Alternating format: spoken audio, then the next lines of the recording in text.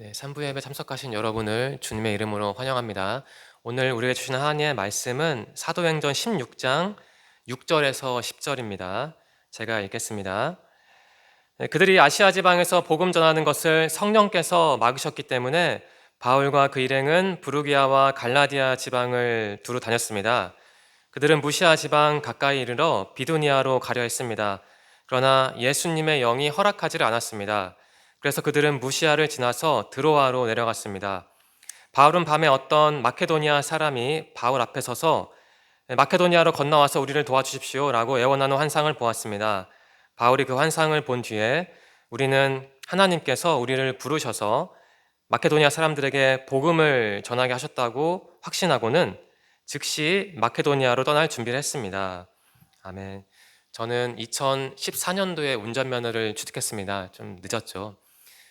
지난 3월에 도로교통공단으로부터 문자를 한 통 받았습니다. 운전면허 취득한 지 10년째 되는 해니 이번 해가 가기 전에 갱신을 하라는 문자였습니다. 일 때문에 바쁘고 또 귀찮기도 해서 미루고 미뤘는데요. 지난달에 동일한 문자가 한 통 더 오더라고요. 더 미룰 수는 없고 또 이번 해를 넘기면 벌금을 납부해야 하기 때문에 시간을 내서 9월 어느 날 그 갱신된 운전면허를 받으러 갔습니다. 성북 경찰서였는데요. 저는 지금 종암동에 살고 있습니다. 그 성북 경찰서를 가려면 중간에 고려대를 통과해야 하거든요. 예, 그 운전면허증을 받고 집으로 돌아오는데 그 고대 학생들이 보이더라고요. 그 강의실로 향하는 길이었습니다. 그 얼굴을 보니까 다들 다 피곤해 보여서 나도 그랬나 뭐 대학교 때 그런 생각을 했습니다. 저는 그 고대 학생들 보면서 고등학교 시절 제 모습이 떠올랐습니다. 사실 제 고등학교 때 제 목표가 고려대학교였거든요. 지구환경과학부가 제 관심 분야였습니다.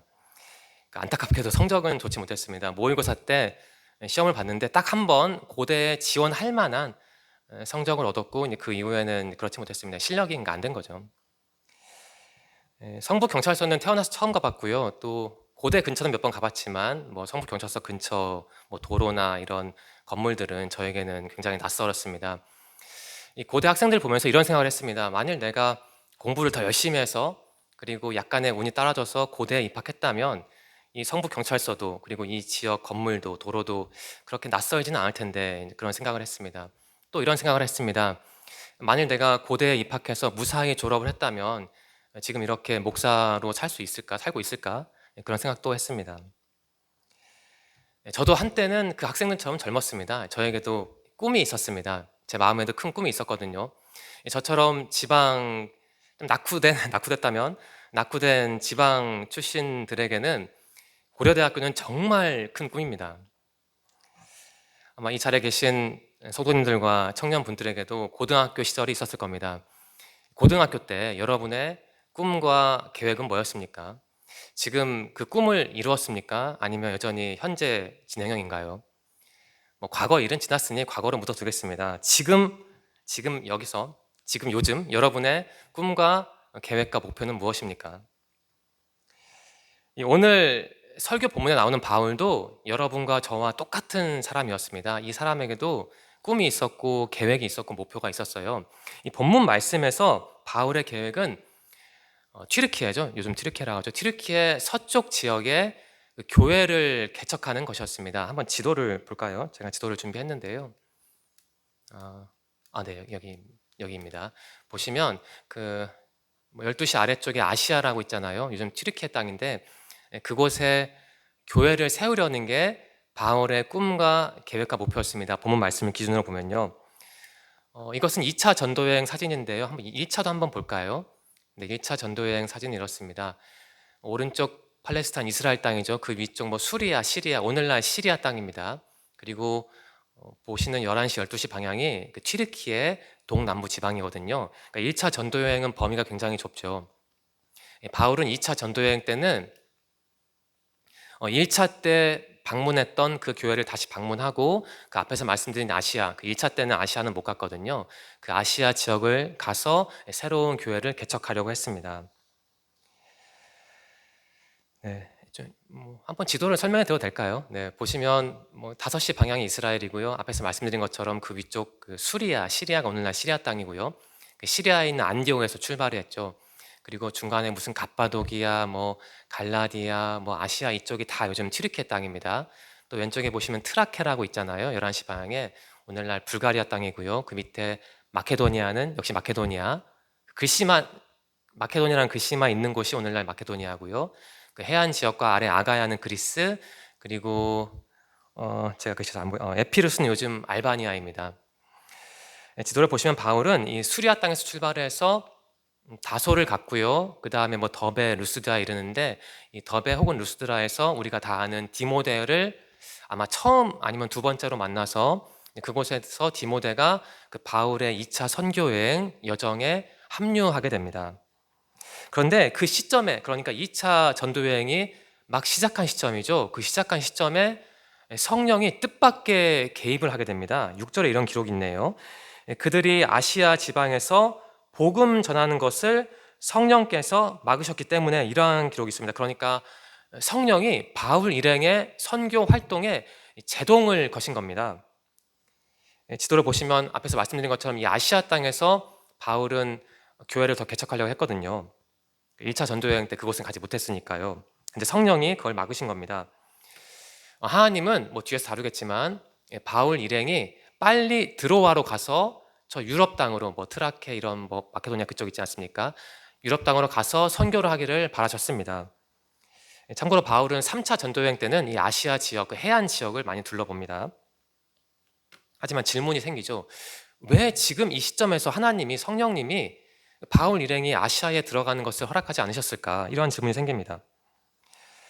뭐 3차 여행 때, 지금 2차인데요. 3차 여행 때 아시아를 방문한다 해도 뭐 지금 2차 때 아시아를 방문하고 저기 드로아 항구로 가서 유럽으로 넘어가면 되거든요. 그런데 왜 하나님은 바울이 아시아에 가는 걸 막으셨을까? 그런 생각이 듭니다. 의문이 듭니다. 뭐 사실 하나님의 뜻을 다 알 수는 없죠. 하나님이 허락하지 않으니까 어쩔 수 없는 겁니다. 아시아에는 이번에는 들어갈 수가 없는 거예요. 바울을 보면서 20대 때 제 모습을 떠올려 봤습니다. 뭐 제가 바울과 그런 같은 사람이라 그런 뜻은 아니고요. 그냥 제 모습을 떠올린 겁니다. 20대 때 저에게 신학대학원, 그러니까 줄여서 신대원이라고 하는데요. 신대원은 뭐 관심의 대상도 아니었고 고려 대상도 아니었습니다. 저는 영문학이나 서양 철학을 계속 전공하고 싶었습니다. 그냥 우스갯소리로 신학은 뭐 신들이나 하는 학문이고 뭐 신대원은 신들이나 다니는 학교지 내가 거기를 왜 가느냐 그렇게 하면서 뭐 신학대학원은 전혀 고려하지 않았죠. 그리고 그뿐만 아니라 저는 툭하면 20대 때 막 교회 욕하고 목사들 욕하고 또 뭐 기독교 비판적이 그렇게 살았거든요. 근데 어느 순간을 보니까 제가 신학대학원에 들어와서 막 고생하고 있더라고요. 개인적인 경험을 말씀드렸는데요. 돌아보면 좀 신기하기도 합니다. 제 생각에는, 감히 제 생각에는 하나님께서 저를 영문학 그리고 서양 철학이라는 길에서 뜯어내서 신학 쪽으로 옮기신 게 아닌가, 이제 그런 생각을 가끔 할 때가 있습니다. 그러니까 저처럼 20대 때 막 교회 욕하고 목사 욕하는 사람들은 뭐다 그런 건 아니지만 하나님께서 그런 사람들 중 일부는 그냥 신학대학원에 보내시는 것 같아요. 그러니까 청년분들도 뭐 이제 20대 두 분 계시는데 막 교회 욕하면 나중에 신대원 가거나 아니면 목사랑 결혼할 수도 있어요. 굉장히 비극적인 삶을 살 수도 있습니다. 그러니까 교회 욕하면 안 되는 거예요. 저처럼 되는 거예요. 농담은 조금 섞었는데요. 제가 말씀드리고 싶은 것은 우리 인생길이 그렇게 우리 뜻대로 다 풀리는 게 아니라는 겁니다. 이 바울을 보세요. 이 사람은 다른 일을 하겠다는 게 아니에요. 아시아, 그러니까 해외 땅이니까 해외 선교하겠다는 거거든요. 좋은 일이잖아요. 목회 활동 중에서 가장 난이도가 높다면 높은 일인데 그런 일을 하겠다고 하는데도 하나님은 너 거기서 선교하지 말라는 거죠. 그처럼 주님은 여러분과 저의 인생길을 막으시기도 합니다. 물론 그게 끝이 아니죠. 그분이 여기를 막으신다는 것은 다른 길을 여시겠다는 뜻이니까 그렇게 절망할 필요는 없습니다. 여러분의 계획이, 인생 계획이 틀어질 수도 있습니다. 그때 너무 당황하거나 좀 화를 내지 마시고요. 다른 길이 열릴 테니까 기다리시기 바랍니다. 물론 내 계획이 꺾인 게 다 주님의 뜻은 아니죠. 뭐 내가 조금 저처럼 무능해서 내 길을 못 갈 수도 있고 아니면 상황상 형편상 그 길을 가지 못할 수도 있습니다. 하지만 우리가 구분할 수는 없지만 어떤 경우에는 하나님이 막으시는 경우가 있어요. 보통 당시에는 모르고 시간이 지나고 나면 아 그때 이랬구나라고 거의 다 깨닫게 되는 것 같습니다. 하나님이 인도하셨다면요. 성령은 바울의 계획에 동의하지 않았습니다. 아무리 내 의도가 좋아도 하나님이 그거 아니야 하면 사실 답이 없는 거예요. 그것을 좀 식상한 표현인데 하나님의 권위 혹은 뭐 하나님의 주도권 뭐 이렇게 일단 정리를 하겠습니다. 근데 바울 팀은 그 하나님의 권위에 막혀서 권위 때문에 자신의 그 아시아 선교 계획이 막히자 보시면 지도 중앙에 이 부르기아와 갈라디아 지방이 있습니다. 정확히 말하면 이 갈라디아에 속한 부르기아 지방인데요. 거기를 막 돌아다니면서 선교 활동을 했던 것 같아요. 아시아에 못 들어가니까 대신 거기서. 그런 후에 그 사람들은 이 아시아 땅 그 위쪽을 경계를 타고 가서 갔습니다. 그래서 그 무시아라는 곳이 보이실 거예요. 잘 안 보실 수 있는데 11시 방향입니다. 그 무시아 지방에 이르렀죠. 그 사람들의 계획은 아시아에 못 가니까 아시아 위쪽 보시면 비두니아가 있지 않습니까? 그러면 우리가 비두니아로 가서 교회를 개척하자 이런 생각을 했습니다. 그런데 그 7절 후반부에 이러한 기록이 있죠. 예수님의 영이 허락하지를 않았습니다 라는 기록이 또 나옵니다. 예수님의 영은 성령인데요. 그냥 왜 성령이라 하지 왜 굳이 다른 표현을 썼을까? 이제 그것은 모르겠습니다. 아무튼 예수님의 영은 성령입니다. 그러니까 성령이 또 개입을 하신 거예요. 이 비두니아로 못 가게 하신 거죠. 그래서 어떻게 됐습니까? 8절인데요. 그래서 그들은 무시아를 지나서 드로아로 내려갔습니다 라고 기록되어 있습니다. 무시아에서 북쪽 비두니아로 가지 못하니까 무시아 그 남쪽 근처에 있는 그 드로아라는 항구로 갔던 겁니다. 이 드로아는 당시에 유럽을 마주하는 항구였는데요. 튀르키예에서 유럽으로 가려는 배들이 정박했던 그러니까 중요한 항구였습니다. 여기에 굉장히 중요한 의미가 담겨 있습니다.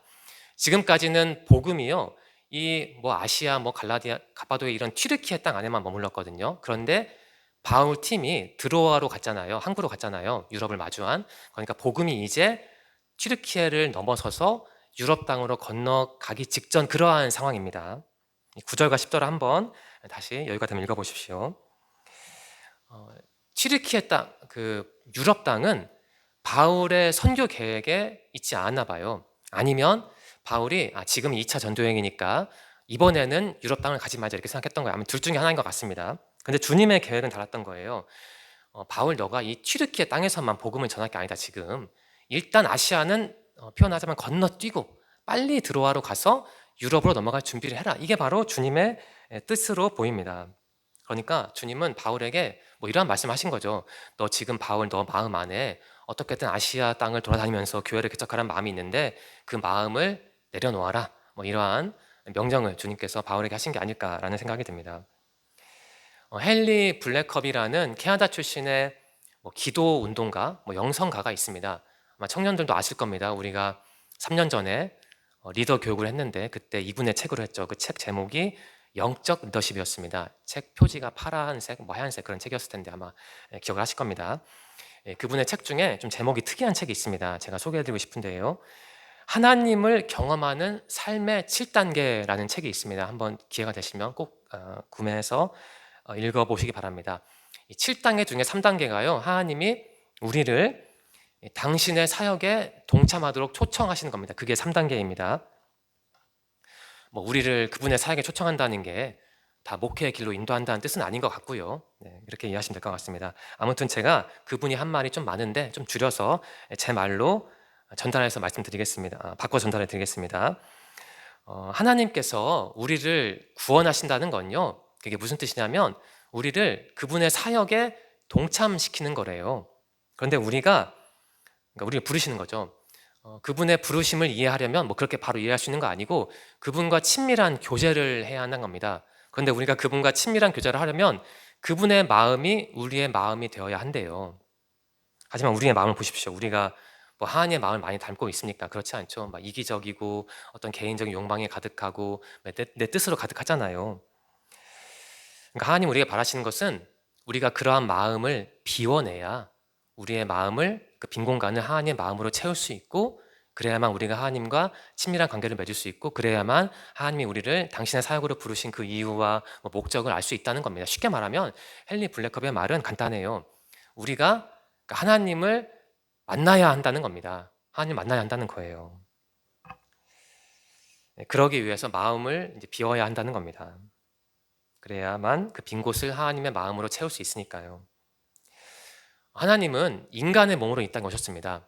그게 자신을 비운 행위이죠. 예수님 보십시오. 예수님께서 태어나셔서 활동하시고 고통을 당하시고 돌아가신 다시 부활하신 모습을 한번 기억해 보십시오. 예수님은 하나님의 뜻에 자신을 순화시키기 위해서 끊임없이 자신을 그렇게 비우셨어요. 헨리 블랙커비도 말을 하잖아요. 우리의 생각과 그 욕망과 욕심을 버려야만 우리가 하나님의 마음을 알 수 있다는 거예요. 신앙은 어려운 게 아닌 것 같습니다. 그렇게 나의 마음을 계속 비우는 것, 그러한 작업을 끊임없이 하는 게 그게 신앙생활 아니겠습니까? 학부 때 저를 가르쳐 주셨던 철학자가 있었습니다. 철학 교수였는데 김영민이라는 분이었습니다. 제가 한때 그분의 책을 12권, 13권 탐독해서 읽었는데요. 그분이 어떤 책에서 이런 말씀 하시더라고요. 내 손에 쥔 것을 내 손을 펴고 내려놔야만 그 빈 손을 다른 것을 채울 수 있다, 이런 말씀하셔서 그분의 명성에 맞지 않게 너무 투박한 표현이라 왜 이런 말씀하실까, 당시 책을 읽을 때는 그랬어요. 그런데 제가 나이가 들고 다시 그 책의 내용을 기억해 보니까 맞는 말이더라고요. 내 손에 뭔가를 꽉 쥐고 있으면 여기에 다른 것을 채울 수가 없습니다. 이 쥐고 있는 것을 내려놔야만 그 빈손을 뭔가로 채울 수 있죠. 우리 청년분들은 지금 여러분의 마음의 손으로 무엇을 쥐고 있습니까? 여러분이 정말 내가 이것만은 포기 못하겠다라고 생각하는 그 꿈과 목표와 계획은 무엇입니까? 여러분이 그 꿈과 목표와 계획을 내 마음의 손에 꽉 쥐고 하나님께 이번에 이것을 이루어 주시면 제가 다른 것은 드릴게요라고 그렇게 기도를 하면 하나님께서 그 기도를 과연 이루어 주실까요? 이루어 준다 만다를 떠나서 그렇게 기도하는 여러분의 모습을 하나님 어떻게 평가하실까요? 예를 들어보겠습니다. 이렇게 여러분 생각할 수가 있잖아요. 이 사람이 나와 함께할 남자다, 이 사람이 나와 함께할 여자다라고 청년 때 확신을 할 수가 있습니다. 하지만 하나님은 전혀 다르게 생각하실 수도 있어요. 따라서 가령 하나님, 이 사람과 결혼하게 해주세요라는 기도는 아무리 관대하게 생각해도 낙제입니다. 그런 기도를 하는 사람은, 제가 볼 때는, 청년들은 그 기도는 사실 말이 안 되는 기도예요. 하나님 앞에서 이 사람이 확신하니 기도해달라는 것은 어떻게 그런 기도를 할 수 있습니까? 사실 말이 안 되는 거죠. 대신 이렇게 기도해야 합니다. 제가 볼 때는 하나님, 이 사람이 맞는데 결혼을 하는 게 맞나요? 아닌가? 이렇게 기도를 한 다음에 앞에서 말씀드린 기도를 하든지 해야지, 그냥 대놓고 그냥 이 사람이니까 꼭 결혼하게 해주라는 기도는 사실 이제 본인에게 전혀 도움이 안 되고 응답도 되지 않을 겁니다, 아마. 잠언 16장 1절입니다. 마음의 계획은 사람이 세우지만 그 일을 이루시는 분은 여호와이시다. 그러니까 사람이 아무리 수많은 계획을 세워도 그 마지막 최종 관문을 여는 분은 하나님, 그분이라는 그 뜻입니다. 제가 쉬운 성경을 읽었는데요, 여기서 그 일을 이루시는 분이라는 표현이 있는데, 이 개역개정 성경을 보면요, 말의 응답이라는 표현이 나옵니다. 제 말의 응답 좀 표현 이상해서 제가 원어 성경을 보니까 혀의 대답이라고 나오더라고요. 혀의 대답. 그러니까 그 상황에 맞는 하나님의 응답을 그 잠언을 쓴 사람은 혀의 대답이라고 표현을 한 거예요. 우리는 사실 죄인이고 어리석기 때문에 우리 마음으로 내가 갈 길을 찾을 수는 없고, 또 우리의 마음을 동원해서 온갖 그 모든 미사역을 동원해서 기도한다 해도 우리가 우리 갈 길을 알 수는 없습니다. 하지만 하나님이 그 길을 열어주시는 거죠. 알려주시는 거죠. 응답을 주시는 거죠. 그러니까 어떤 사람에게 응답을 주시냐면 당신을 경외하는 사람에게 그 말의 응답, 그 인생길에 대한, 기도에 대한, 예를 들면 기도에 대한 응답을 주신다는 겁니다. 이렇게 주석을 할 수 있는지 좀 어렵잖아요. 좀 쉽게 풀어볼까요? 하나님께서 내 기도에, 내 혀에 응답을 주신다는 게 무슨 뜻일까? 저는 두 가지로 나눠 생각해 봤습니다. 하나는 이런 겁니다. 혀의 대답은 그 마음의 그런 움직임이 아닐까 해요. 제가 예를 들어서 어떤 학교에 가야 하는데 열심히 기도를 하면 하나님께서는 제 혀로 어디 대학 간다 이런 게 아니고 제 마음에 어떤 그 움직임을, 그 울림을 주시지 않겠습니까? 이 대학은 내가 갈 수 있겠다, 그렇게 응답을 주실 수 있죠. 또 다른 가능성이 있습니다. 그것이 무엇이냐면 다른 사람을 이용해 나를 그 방향으로 인도할 수도 있을 것 같다, 이런 경우가 사실 많죠. 가령 가족을 통해서, 스승을 통해서, 친구를 통해서 너 이 대학에 한번 지원해보라, 여기면 될 것 같다, 이렇게 응답을 주시는 경우가 많고, 저도 돌아보면 그런 경우가 거의 다였던 것 같습니다. 하나님 응답을 주실 때. 정리를 하면요, 이 잠언 그 16장 1절 말씀은 핵심은 간단합니다. 우리 인생의 주도권은 하나님에게 있다는 거예요. 다시 쉬운 말로 표현하면 나의 주인은 하나님이라는 뜻입니다. 이 말을 잠언 기자는 하는 겁니다. 제가 목요일에 청년부 단톡방에 광고를 했듯이 오늘 설교는 우리 인생의 진로와 또 목표에 관한 설교라고 예고를 해드렸잖아요. 따라서 제가 막 추상적으로 표현을 할 수가 없습니다. 어쩔 수 없이 예를 들어야 하는데 참 지혜 자매에게는 좀 죄송하고 실례긴 하지만 제가 예고도 없이 지혜 자매의 예를 들어서 한번 풀어보겠습니다. 자, 지혜 자매는 이해해 주세요. 예전에 저랑 얘기를 하면서 지혜 자매는 국어 강사 업무가 본인의 성향에는 맞지만 그 길을 가기는 뭐 굳이 가고 싶지 않다고 말씀하셨잖아요. 왜냐하면 국어 강사는 일단 휴일이 없고 다른 강사와 마찬가지로 특히 국어 강사는 핵심 분야니까 자신의 몸과 마음과 영혼을 갈아 넣어야 하니까 나는 그 일이 내 몸에 맞지만 가기는 싫다 이런 말씀하셨잖아요.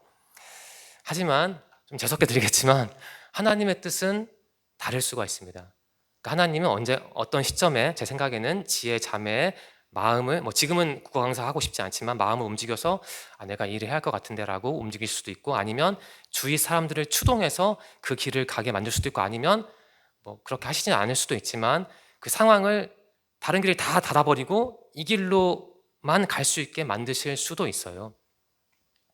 하나님 그렇게 하실 수도 있죠. 그래서 지혜 자매는 이렇게 기도하면 안 됩니다. 가령 하나님, 저는 국어 강사 일은 못해요. 휴일이 없어요. 제가 국어 강사하면 교회도 못 나오고 저는 그렇게 몸과 마음을 영혼을 갈아 넣어야 하고 저는 그렇게 살면 안 될 것 같아요. 라고 기도하면 안 되고 이렇게 기도해야 하는 것이죠. 하나님, 저는 국어 강사 일을 하기 싫지만 하나님께서 제가 그 길을 가기를 원하신다면 저는 가야 할 것 같습니다. 제가 그 길을 가야 한다면 저에게 해낼 수 있는 힘을 주시고 또 힘들고 고통스러워도 견딜 수 있는 그런 능력을 주세요. 저를 도울 수 있는 사람을 허락해 주세요. 라고 기도를 하는 게 맞는데 사실은 제가 지혜의 자매를 예로 들었지만 제 생각에는 많은 청년들이 그리고 확대하면 많은 기독교인들이 그렇게 기도하지는 못하는 것 같습니다. 저도 그렇게 기도하지는 못한 것 같아요. 저도 어떻게든 목회의 길을 가지 않으려고 여기 가고 저기 가고 돌아다녔지만 결국은 제 생각에는 붙잡혀서 이렇게 개고생하고 있지 않습니까? 네. 하나님께서 어떤 사람을 그 길로 인도하시려면 극단적인 경우에는 다른 길을 다 차단하실 수도 있어요.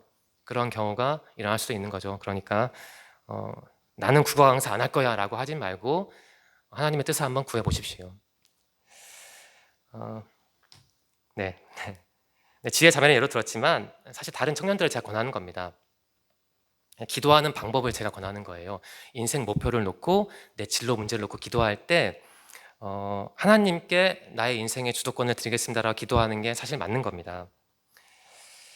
하나님께 내 인생의 주도권을 드린다는 건 표현을 하자면 내가 편의점에 가서 레모네이드 마시고 싶은데 하나님이 나에게 사이다 마시라고 했으니까 하나님 이번에 제가 사이다 한번 꾹 참고 들이킬게요. 다음에는 제가 마시고 싶은 거 마시게 해주세요. 이렇게 협상을 하는 게 아닙니다. 하나님께 주도권을 드린다는 것은 사실 내 인생이 바뀐다는 거니까 아마 대다수 경우에는 굉장히 고통스러울 거예요. 왜냐하면 나는 그 길을 가기 싫은데 하나님은 그 길을 가게 하니까 나는 목회를 하기 싫은데 편하게 살고 싶은데 목회를 하라고 하니까 이게 얼마나 고통스러운 일이에요. 그러니까 많은 경우에는 결코 내가 볼 때는 유쾌한 일은 아닙니다. 정말 힘들고 미칠 것 같고 아마 그런 일이 일어날 수도 있죠. 하지만 어쩔 수 없어요. 여기 하나님의 뜻이라면 그 길을 가야 하는 겁니다.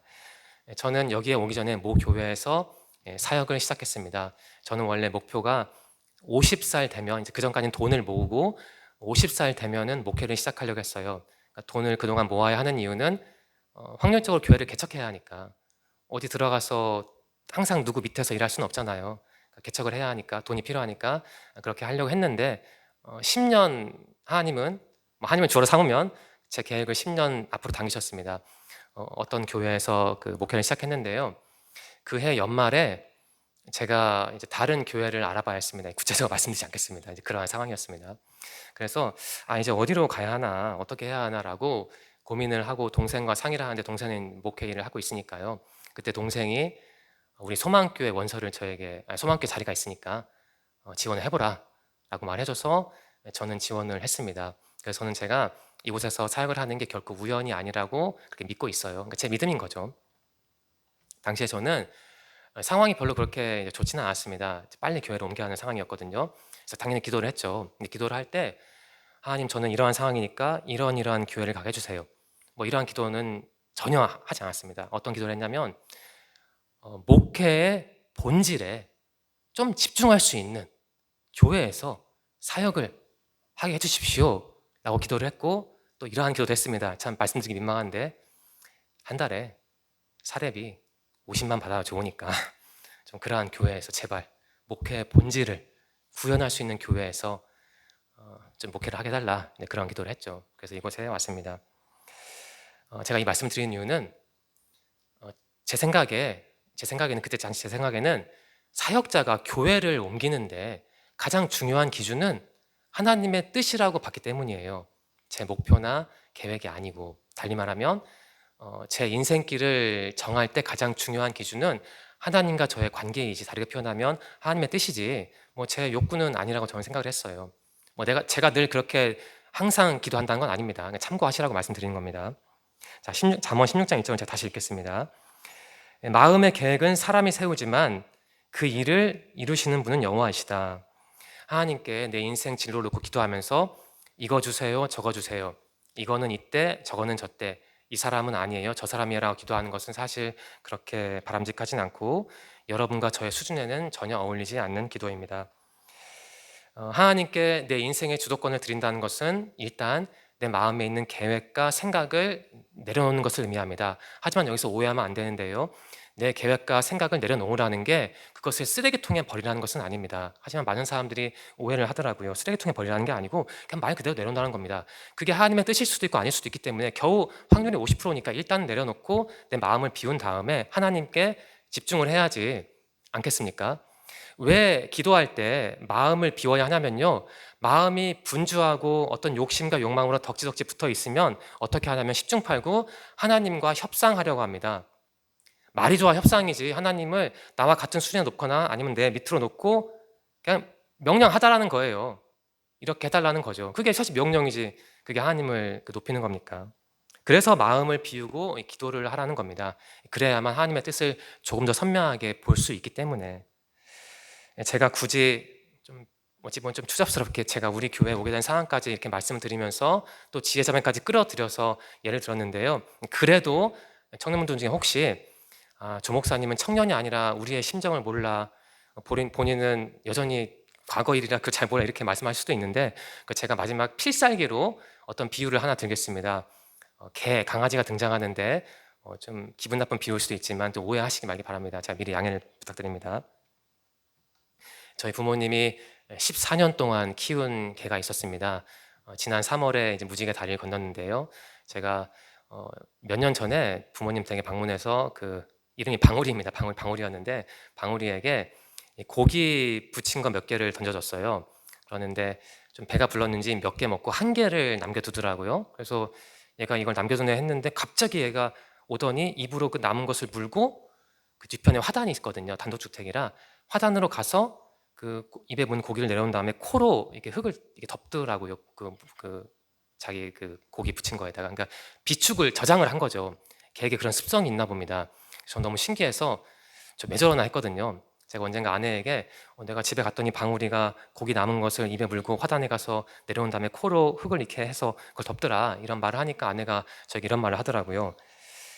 아니 어차피 먹을 걸 또 줄 텐데 왜 그렇게 저장하는지 모르겠다. 그러니까 저나 아내나 강영욱 씨는 아니니까 걔 습성을 모르죠. 그러니까 제 입장에서는 사실 이해가 안 되죠. 그래서 제가 방울이가 묻은 걸 파냈습니다. 때로는 제 모습이 그 방울이의 모습과 비슷하다는 생각이 들었습니다. 방울이는요, 저희 부모님을 주인으로 알았습니다. 그 행동을 저는 관찰했고 이제 그것을 확신을 했죠. 얘가 우리 엄마 아빠를 주인으로 아는구나. 그런데 방울이는 먹을 것을 저장해야 한다는 그 개의 습성, 아마 늑대로부터 왔겠죠. 늑대의 후예니까. 그 늑대의 본능을 완전히 버리지는 못한 거예요. 다르게 표현하면 방울이는 저희 부모님을 주인으로 여겼지만 온전히 신뢰하지는 않았던 겁니다. 제가 완전이라는 부사를 사용하지 않고 온전이라는 부사를 사용했습니다. 저도 하나님을 주인으로 믿어요. 그 개가, 제 방울이가 저희 부모님을 주인으로 믿었듯이 저도 하나님이 저를 굶기시지 않을 걸 알아요. 방울이가 저희 엄마 아빠가 밥을 주는 거 알았듯이. 하지만 그럼에도 저는 방울이처럼 제 손으로 어떤 실물을 제 손으로 꼭 쥐고 있어야 한다는 그런 인간적인 욕심을 아직도 버리지 못했습니다. 제 손에 쥐고 있는 게 무엇인지 말씀을 못 드리는데요. 아무튼 저는 방울이가 저희 부모님을 온전히 신뢰하지 못했던 것처럼 하나님을 여전히 신뢰는 하지만 온전히 신뢰하지 못하는 거죠. 하나님을 믿는 것과 온전히 믿는 것은 하늘과 땅 차이입니다. 하지만 많은 사람들은 은근히 동일시하죠. 완전히 달라요. 제가 이 말씀을 드리는 이유가 있습니다. 우리 청년들도 아마 저와 비슷할 때가 있을 것 같아요. 아무튼 개 이야기가 나왔으니 좀 기분 나빴다면 미안합니다. 앞서 제가 완전함과 온전함을 구분했습니다. 우리가 어떻게 하나님을 완전하게 신뢰할 수 있겠어요? 완전함은 100%거든요. 그러니까 월요일부터 주일까지 어떤 예외도 없이 하나님을 신뢰하는 것, 그것은 불가능합니다. 우리가 사람인데 어떻게 그렇게 하나님을 신뢰합니까? 그런 일은 일어나지 않아요. 물론 비율 차이는 있겠죠. 어떤 사람은 90%, 어떤 사람은 50, 40 다르겠지만 100%는 없습니다. 하지만 하나님을 온전히 신뢰할 수는 있죠. 그렇지 않습니까? 성경의 인물들이 보여주잖아요. 가령 다윗, 범죄를 했지만 완전히 하나님을 신뢰하지 않은 것도 하지만 회개하고 하나님이 원하시는 방향으로 갔죠. 그러니까 온전히 하나님과 동행한 겁니다. 그러니까 우리는 하나님을 완전히 믿을 수는 없지만 온전히 믿을 수는 있고 또 온전히 믿어야 하는 것이죠. 설교를 마치려 합니다. 바울도 한때는 자기 생각을 고수한 것 같아요. 이번에는 저 아시아 땅에 가서 교회를 세워야 한다. 그런데 하나님은 너 거기 가면 안 돼 라고 하셨어요. 그래서 대신 옆에 있는 그 갈라디아, 부르디아 지방에서 교회를 개척한 다음에 무시하러 갔죠. 자, 내가 지난번에 아시아를 못 갔으니 이번에는 북쪽으로 올라가서 비두니아를 가겠다. 그런데 하나님은 또 거기를 가지 말래요. 그래서 결국은 밀려서 드로아로 갔습니다. 그러니까 바울은 자신의 아마 인간적인 계획이었을 거예요. 그러니까 하나님 꺾었죠. 인간적인 계획이 한 번 꺾이고 두 번 꺾이는 바람에 드로아에 가서 유럽을 바라보게 됐던 겁니다. 하나님이 그의 마음을 꺾지 않았다면 저 튀르키예 땅 안에서만 열심히 복음을 전파했겠죠. 그러니까 바울은 자신의 계획이 두 번이나 좌절된 덕분에 그의 삶의 신앙의 지평이 두 배로 넓어진 겁니다.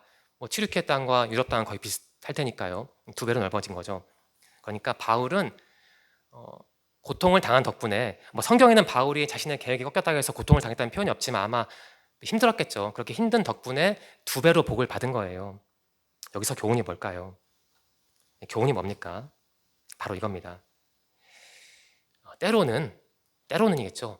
내 삶이 꺾이면서 내가 비참해지면서 내가 굴욕을 당하면서 어떻게 하는 거예요?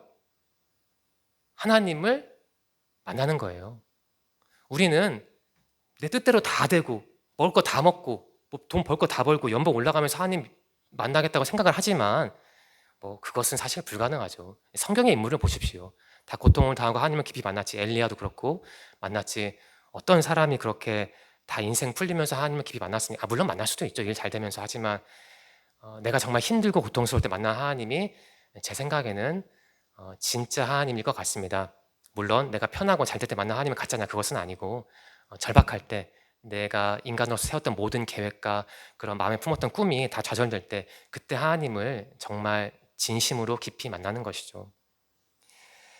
바울도 2차 전도 여행이 시작하는 단계에서 그렇게 하나님을 만났던 겁니다. 자신의 계획이 꺾이면서요. 여러분은 지금 어떤 일을 시작하는 단계에 있습니까? 어떤 일을 진행하고 있습니까? 혹시 내 계획이 자꾸 틀어져서 힘드신가요? 내 생각에는 이 일이 지금쯤 이 정도 진행되어야 하는데 그 진행되는 속도가 너무 더딥니까? 물론 그러한 지연되고 틀어지는 게 모두 다 하나님의 뜻이라는 건 아닙니다. 우연도 있을 수 있는데요. 내 실수일 수도 있고요. 하지만 그게 중요한 게 아닙니다. 정말 중요한 것은 내 인생길이 내 뜻대로 풀리고 말고 그런 게 아니고 내가 멀리 떠나고 말고 그런 게 아니고 내가 좋은 직장을 얻고 그런 게 아니고요. 진짜 중요한 것은 내가 어떤 상황에 있든지 내 마음을 비우고 하나님의 뜻에 내 시선을 고정하는 겁니다. 왜냐하면 그게 신앙생활이거든요. 그게 바로 본문 말씀의 교훈입니다. 당신이 어떠한 상황에 있든지 하나님의 뜻을 찾으십시오. 당신의 계획을 내려놓고 이게 바로 본문 말씀의 교훈입니다. 여러분에게 진심으로 권면을 드립니다. 나의 계획보다 주님의 뜻이 더 중요하고 주님의 뜻이 가장 중요하다는 그 평범한 사실을 꼭 잊지 마시기 바랍니다. 하나님 그분이 또 여러분의 인생길에서 늘 함께 하신다는 사실을 또 잊지 마시기 바랍니다. 그리고 마지막으로 이것을 꼭 기억해 주시기 바랍니다. 내 인생길이 이 지점에서 막혔다는 것은 두 가지를 뜻합니다. 하나는 이겁니다.